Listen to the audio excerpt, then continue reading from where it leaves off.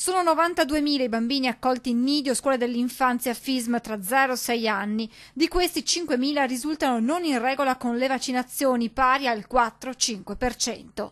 Di questi circa 1.000 da un punto di vista proprio amministrativo non sono in ordine, nel senso che al 30 di aprile i genitori di una parte appunto di questi bambini non hanno consegnato nulla. Le situazioni più problematiche vengono registrate nella fascia pedemontana dell'Alto Vicentino e Trevigiano.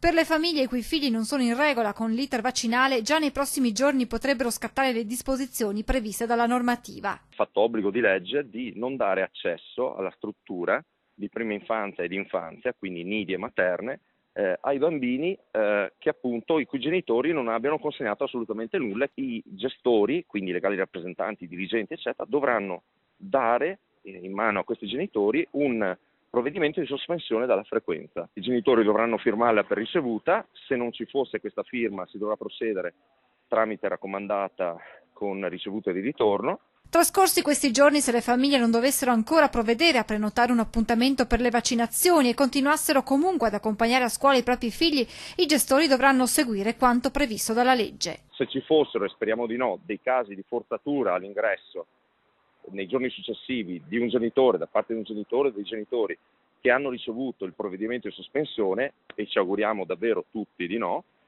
in quel caso là chiameremo ovviamente il sindaco, che è l'autorità sanitaria locale. È ovvio che nessuno di noi ha intenzione, nessuno dei dirigenti, dei gestori eccetera, ha intenzione di fare il gendarme, questo deve essere chiaro a tutti. Un obbligo di legge che i gestori delle scuole sono chiamati a far rispettare, anche perché se un bambino che non ha titolo per stare all'interno della struttura, perché appunto i genitori non hanno consegnato alcuna documentazione, va bene, si fa male, ci sono delle responsabilità civili e penali.